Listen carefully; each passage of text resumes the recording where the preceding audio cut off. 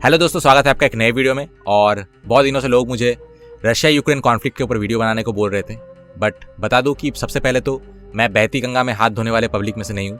पता है कि व्यूज़ लेने के लिए आजकल मतलब एक ही टाइटल, एक ही चीज़ों से लोग कितने सारे वीडियोज़ बेसिकली स्पैमिंग कर रहे हैं और इनको कुछ लेना देना नहीं है, लोग मर रहे हैं बट इनको व्यूज़ कमाने से मतलब है। बट इसमें डिटेल में डिस्कशन हम नेक्स्ट वीडियो में करेंगे। फिलहाल कुछ पलों के लिए नेगेटिविटी वॉर को दूर रख के एक अच्छा पॉजिटिव वीडियो देखते हैं डच मीडिया से। कुछ डच ट्रैवलर जब इंडिया में आए थे तो उनका क्या एक्सपीरियंस था वो खुल के इस वीडियो में बताएंगे और वीडियो में काफी मजा आने वाला है। बहुत ही पॉजिटिव और स्वीट सा वीडियो है, तो चलिए वीडियो देखते हैं। तुम अभी अभी भारत से लौटी हो? हाँ बिल्कुल। क्या तुम करी खाने से बीमार हो गई थी? हाँ थोड़ा सा, क्योंकि मैं जब वहाँ थी मैंने बहुत सारा खा लिया था, दोपहर के खाने में भी और कभी कभी नाश्ते में भी, तो इसलिए मैं थोड़ा थक चुकी थी। तो तुमने 3 दिन में 3 बार ही यही खाया? तुम्हारी बातों से लग रहा है तुम्हें खाना बनाना पसंद है। क्या तुमने इसे घर पर पकाया? हाँ, मुझे ये आइडिया बहुत ही ज्यादा पसंद आया। इसके अलावा क्योंकि मुझे चीजों को फिर से बनाने की कोशिश करना पसंद है और मैं रेस्टोरेंट की चीजें भी ट्राई करती हूँ। शीन, क्या तुम्हें भी एक ग्रेट कुक तुम्हें उन बनना लोगों से है? पूछना चाहिए जिनके लिए मैं खाना बनाता हूँ। लेकिन हाँ, मुझे खाना बनाने में हाँ, बहुत ज्यादा सही मजा कहा आता है। और क्या तुम्हें भारत के खाने पसंद आए? हाँ, मुझे बहुत पसंद आया। इतने सारे हर्ब्स और फ्लेवर्स, वेजी, मुझे ये सब बहुत ही ज्यादा पसंद आया और उनके टेस्ट भी लाजवाब थे। चलो अब बात करते हैं, आखिरकार तुम भारत क्यों गए? तुम एंसरडे के एक स्कूल में गए और तुम 16 साल के थे तब। तुम और तुम्हारे कुछ स्कूल के दोस्त एक साथ बर्लिन गए जहाँ तुम भारत के लोगों से मिले। और तुमने उनसे बात भी की। हाँ, उन्होंने हमें इनवाइट किया था। हमारे वहाँ एक प्रोजेक्ट था और एक हफ्ते बाद उन्होंने पूछा तुम प्रोजेक्ट के लिए इंडिया आना चाहते हो। कितनी अच्छी बात है ना? ऐसे खुद से ठीक करने के लिए। हाँ सही बात है।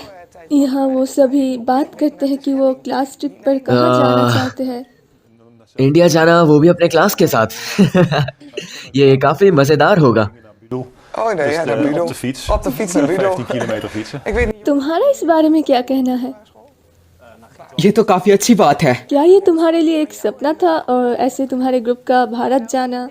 मुझे लगता है असल में हम सभी को ऐसे घूमना पसंद है। हम पहले भी दोस्तों के साथ विदेश यात्रा कर चुके हैं और मुझे लगता है ये सभी को पसंद है घूमना, और स्पेशली अपने दोस्तों के साथ। लेकिन ये सिर्फ एक छुट्टी नहीं थी, तुमने सच में वहाँ कुछ किया है। तुमने एक डिप्लोमेट के रूप में काम करना सीखा या इंटरनेशनल वर्ल्ड में एंटरप्रेन्योर। तुमने ऐसा कैसे किया? हमने यूनाइटेड नेशन से निकल के सभी ने एक देश को रिप्रेजेंट किया। मैंने तंजानिया को रिप्रेजेंट किया। उस देश की नजरिए से तुमको दुनिया के सामने उनकी समस्याओं के बारे में बात करनी थी और एंड में तुम्हें इन समस्याओं का समाधान के बारे में भी पता होना चाहिए। तुम कभी भी तंजानिया नहीं गई थी है ना? इससे काफी दिक्कत हुई होगी। हाँ, मुझे बहुत सारी रिसर्च करनी पड़ी। ये सबसे मुश्किल हिस्सा था। यहाँ से अब तक के किसी देश के साथ संबंध। तुम्हारे टीचर तुम्हारे बगल में बैठे तो उनसे कुछ पूछते हैं। तुम सभी ने बहुत ही अच्छा काम किया था। 10 स्टूडेंट्स गए थे प्रोजेक्ट की कठिनाई के बारे में बात करने के लिए और सभी ने बहुत ही ज्यादा मन लगाकर ये काम किया था। मुझे ये देखकर बहुत ही अच्छा लगा था। Representeert daar een land. En dat is bijna nooit het eigen land. En komt er dan और आखिर में क्या कोई विनर है? ये कैसे काम करता है? इंडियन स्कूल में अक्सर इस तरह के प्रोजेक्ट होते हैं। उन सभी स्टूडेंट्स को मार्क्स मिलते हैं अपने प्रेजेंटेशन के हिसाब से। debatteren? हाँ, उनके प्रदर्शन के हिसाब से। आखिर में उन्हें पुरस्कार भी मिलता है, इसलिए उन पर थोड़ा दबाव भी रहता है इस बात का। ये देखना काफ़ी मज़ेदार था कि उन्होंने कितनी मेहनत की है। हाँ, उन्होंने काफ़ी अच्छा किया था, सही में काफ़ी मेहनत की थी। इसलिए सबसे बड़ा अंतर क्या है यहाँ के स्टूडेंट्स और भारत के स्टूडेंट्स के बीच? भारत के स्टूडेंट्स बहुत ही मोटिवेट होते हैं और इसके लिए काफ़ी एक्साइटेड भी होते हैं। मज़े की बात ये भी थी, जब तुम कमरे में आई तो वो सब भी आए और तुमसे तुम्हारे राय के बारे में पूछे। हाँ हाँ, हम सब एकदम शांत बैठे थे एकदम। क्या तुम्हें वहाँ से कुछ मोटिवेशन मिला था? हाँ बिल्कुल, वहाँ रहकर आप वहाँ से बहुत कुछ सीखते हैं। एक बार तुमने मुझसे पूछा था कि कैसे एक कॉन्फ्रेंस काम करता है। मुझे नहीं पता है। जबकि ये जानना बहुत ही ज़रूरी है। लेकिन अब मुझे ठीक ठाक पता है कि ये कैसे काम करता है और मैंने सीखा कि टॉपिक्स पे डिस्कस कैसे किया जाता है। और तुम एक डिप्लोमेट बन सकती हो, क्या तुम बनना चाहती हो? नहीं, मैं ऐसा नहीं चाहती, लेकिन इसके बारे में जानने में मज़ा आता है मुझे। लेकिन आप तो एक बायोलॉजी टीचर हैं, आपको क्यों जानना इस बारे में? मैंने 1 साल बहुत जगह ट्रैवल किया, पास्ट में एशियन कंट्रीज के भी। मैं भारत में आधा साल रहा और जब ग्रुप बर्लिन से वापस आ रही थी तो हमें बताया गया कि उन्हें भी इनवाइट किया गया है। मैंने तुरंत कहा मैं भी वहाँ जाना चाहता हूँ। मैं बहुत तेजी से गया, लेकिन मुझे ये नहीं पता था कि 1 हफ्ते बाद ये फाइनलाइज्ड और फिक्स्ड होगा। En is het dan ook iets wat we क्या ये भारत द्वारा फाइनेंस था या आपके स्कूल के द्वारा? vanuit school zelf? हमारे कुछ पार्ट्स का पे भारत द्वारा किया गया था। हम यूनिवर्सिटी के हॉस्टल में सोते थे और वो बिल्कुल फ्री था। हमने इसके लिए बिल्कुल भी पैसे नहीं दिए थे। फ्लाइट और जो कपड़े हमने पहने थे, वास्तव में हमें प्रोफेशनली तैयार होना था। हाँ, आपको प्रोफेशनली तैयार होना था। Ja, was echt allemaal heel duidelijk. Dat is हमने अरेंजमेंट की थी उस चीज़ों के लिए स्कूल में अपने माता पिता के साथ। तुम इसे अगले साल अपने साथ ले जाना फिर। क्या ये ग्रुप में निर्भर करता है? इस ग्रुप की सच में तारीफ की है और बहुत कुछ सीखा। ये ग्रुप सच में तारीफ के लायक है। हमें बहुत सारे इनविटेशन मिले। स्टूडेंट्स बात कर रहे थे और बहस कर रहे थे। इस बीच हमें स्कोट्स के रूप में कमरे में जाने की अनुमति नहीं थी, तो सारे ई स्कोट्स वाले साथ में बैठे और हमने बहुत सारी बातें की। हमें जापान और मालदीव से भी इनविटेशन मिले थे। ये तो एक पूरा व्यापार है। हाँ, मैं इसे अपना काम बना सकता हूँ। ये एक पूरी बात है। ये अब यूरोप में भी मौजूद होने लगा है। होंगारे इसका बड़ा खिलाड़ी है और डेनमार्क भी, तो ये यहाँ भी आ रहा है। het begint echt wel ook hier richting deze landen. Het duidelijk. levert ये बहुत अनुभव प्रदान हाँ, करता ज़रूर। है, जीवन भर के लिए एक अनुभव। क्या आपको पता है करी का स्वाद अब कैसा है? क्या आप जानना पसंद करेंगे? हाँ बिल्कुल। वो थाईलैंड जाने की बातें करते हैं और कैसे एशिया बहुत ज़्यादा अलग है ये बताते हैं। और अगर वहाँ के खाने की बात करें तो वो इसलिए बहुत सही शायद लगता लोग है। खाने के बारे में अधिक गंभीर है, क्योंकि वो अधिक यात्रा करते हैं और कई तरीके का फ्लेवर्स का स्वाद लोग लेते अधिक हैं। जानते हैं इसके बारे में। nog even tot slot over deze. अब हम खाने के बारे में बात करते हैं। इस किताब में तो काफ़ी कुछ है। इस किताब के लिए बहुत बहुत शुक्रिया। और अब मैं आप लोगों को जाने दूंगी, क्योंकि आप लोगों को शायद कहीं और जाना है। हाँ, और खाने के लिए तुम्हारा शुक्रिया। खाने के लिए धन्यवाद। तो इन्होंने अपने एक्सपीरियंस के बारे में बताया। वैसे बेसिकली वीडियो 2 चीज़ों के बारे में था ज़्यादा, एक तो खाने के बारे में और दूसरा इंडियन एजुकेशन के बारे में। और खाने के बारे में हम पिछले वीडियोस में भी बहुत सारे बातें कर चुके हैं, बट अगर एजुकेशन की बात करूँ तो बहुत सारे पॉजिटिव चीज़ें। बट आज एक फॉर अ चेंज मैं एक नेगेटिव साइड पे भी फोकस करूँगा, क्योंकि I myself has been a victim of this. शायद ये मेरा जो एक्सपीरियंस है जो मैं बता रहा हूँ इस वीडियो में, शायद अभी वो बदल गया है इंडिया में, क्योंकि मैंने स्कूल बहुत पहले पास किया था।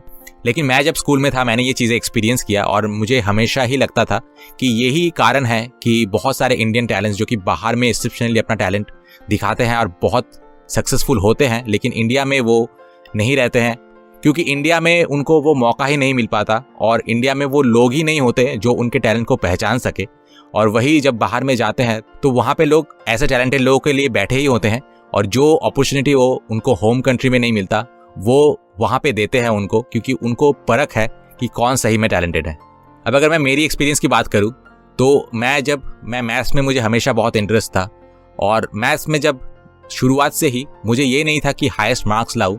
मुझे मज़ा आता था बहुत डिफ़िकल्ट जो प्रॉब्लम्स है जिनमें बहुत ब्रेन लगता है उनको सॉल्व करने में और अपनी तरीके से सॉल्व करने में।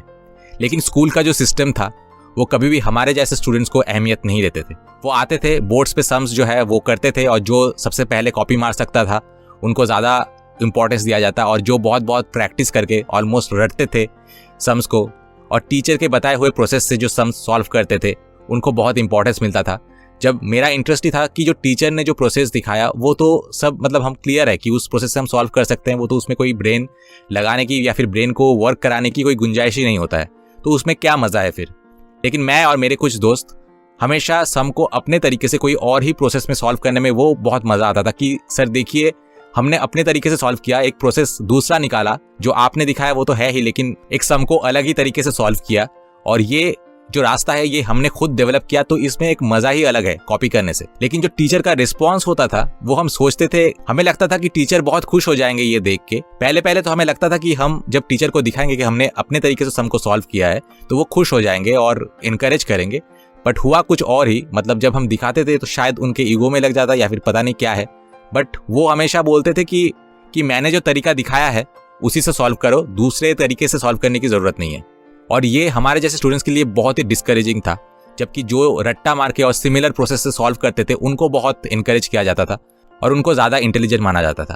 अब उनको मार्क्स ज़्यादा मिलते थे, तो ऑब्वियसली जब सोसाइटी के लोग, टीचर, सभी कोई जो है वो आपसे किसी और को इंटेलिजेंट बोले, क्योंकि वो जो तरीका है जो सिखाए हुए टीचर के सिखाए हुए तरीके से चल रहा है, उन्हीं के रास्ते पे चल रहा है, खुद का कोई क्रिएटिविटी नहीं है, अपने रास्ते खुद इन्वेंट करने की क्षमता नहीं है।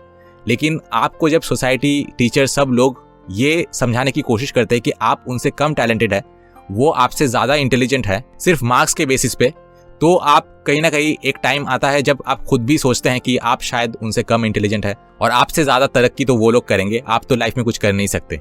लेकिन जब आप बड़े होते हैं तब आपको असली फंडा समझ में आता था। ये जो फर्स्ट बेंचर्स और फर्स्ट बॉयज़ और गर्ल्स है, आप ज़्यादातर देखेंगे कि जो मिडिल एवरेज स्टूडेंट्स हैं, जो कि शायद बहुत सारे केसेस में लास्ट बेंचर्स भी होते हैं, भले ही उनको हाईएस्ट मार्क्स ना मिले, लेकिन उससे कुछ फ़र्क नहीं पड़ता है। मेन चीज़ है कि आप अपने से क्या क्रिएट कर सकते हैं।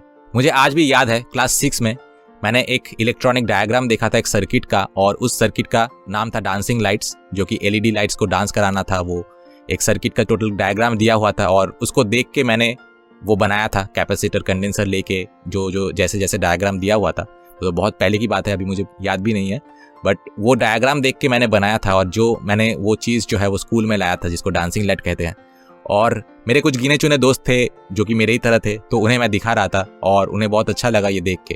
और कुछ दूसरे स्टूडेंट्स ने टीचर को जाके कंप्लेन किया कि देखिए ऐसे अनरिक्वायर्ड ऑब्जेक्ट्स जो है वो ला रहे हैं ये स्कूल में, और वो चीज़ जो है वो जमा ले लिया और मुझे कभी वापस नहीं दिया।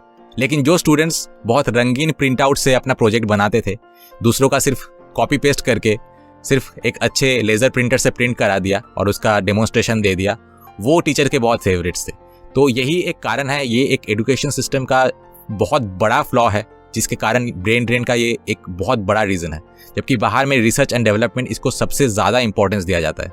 बचपन से ही मुझे कुछ नया इन्वेंट करने में सबसे ज़्यादा मज़ा आता था, लेकिन ये जो सिस्टम है इसके चलते कभी भी मुझे इनकरेजमेंट नहीं मिली, और मेरे जैसे हज़ारों लाखों स्टूडेंट्स जो है उनको ऐसे ही डिस्करेज किया जाता है। शायद अभी पता नहीं, आप मुझे बेहतर बता सकते हैं कि अभी जो सिस्टम वो है वो क्या है, क्या ये सारी चीज़ें जो है वो इम्प्रूव हुई है, या फिर मैं जो बोल रहा हूँ वैसे ही है और आप मुझसे रिलेट कर सकते हैं, या फिर सिस्टम जो है वो अभी बदल गई है। तो मैं ज़रूर चाहूँगा कि आप कमेंट सेक्शन में लिखें और मुझे बताएं। I will be really happy if this things have changed. अगर ये सारी चीज़ें बदल गई है तभी मैं सही मायनों में खुश होऊंगा, बट अगर ये चीज़ अभी भी कंटिन्यू हो रही है तो इंडिया के लिए ये बहुत बड़ा फ्लॉ है एजुकेशन सिस्टम में, और इस पर ज़रूर वर्क करना चाहिए और इसको इम्प्रूव करना चाहिए। तो वीडियो मैं यहीं पे ख़त्म करूँगा, मिलते हैं आपसे नेक्स्ट वीडियो में। Till then good bye.